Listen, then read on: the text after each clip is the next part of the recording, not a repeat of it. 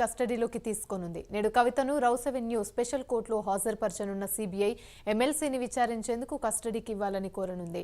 మరోవైపు సీబీఐ తనను అరెస్టు చేయడాన్ని సవాల్ చేస్తూ కవిత సుప్రీంకోర్టులో పిటిషన్ దాఖలు చేశారు.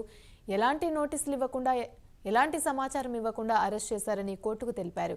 దీనిపై భారత అత్యున్నత న్యాయస్థానం త్వరలో విచారణ జరపనుంది.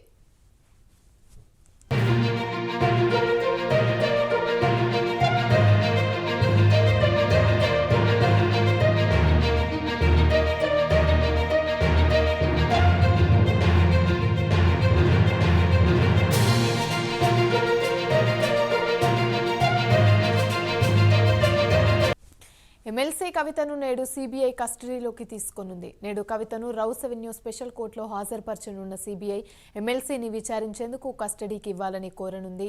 మరోవైపు సీబీఐ తనను అరెస్టు చేయడాన్ని సవాల్ చేస్తూ కవిత సుప్రీంకోర్టులో పిటిషన్ దాఖలు చేశారు. ఎలాంటి నోటీసులు ఇవ్వకుండా ఎలాంటి సమాచారం ఇవ్వకుండా అరెస్టు చేశారని కోర్టుకు తెలిపారు. దీనిపై భారత అత్యున్నత న్యాయస్థానం త్వరలో విచారణ జరపనుంది.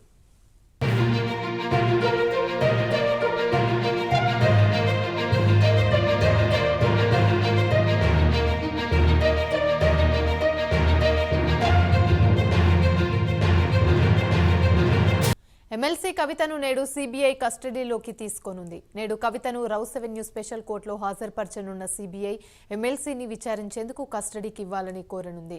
మరోవైపు సీబీఐ తనను అరెస్టు చేయడాన్ని సవాల్ చేస్తూ కవిత సుప్రీంకోర్టులో విచారణ దాఖలు చేశారు.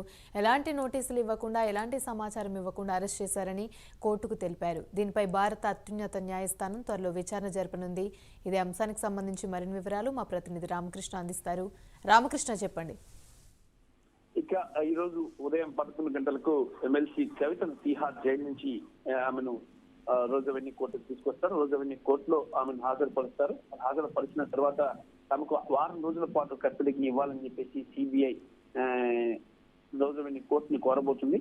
మరి వారం రోజుల పాటు కస్టడీకి ఇచ్చిన తర్వాత ఆమెను సిబిఐ ప్రధాన కార్యాలయంలో ఇంట్రాగేట్ చేసే అవకాశాలు స్పష్టంగా కనిపిస్తున్నాయి.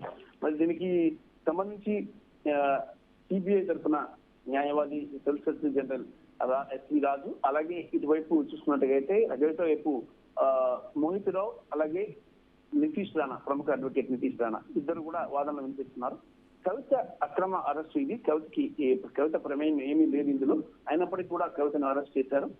ఎలాంటి ముందస్తు ఇన్ఫర్మేషన్ ఏమి ఇవ్వకోకుండానే జైల్లో ఉన్న కవితను ఎలా అరెస్ట్ చేస్తారో వారెంట్ కూడా లేకుండా అరెస్ట్ చేశారు. మరి ఈ నేపథ్యంలో ఆ కవిత అరెస్ట్ అక్రమం, సిబిఐ పై చర్య తీసుకోవాలని చెప్పేసి కూడా వీళ్ళు కోరారు.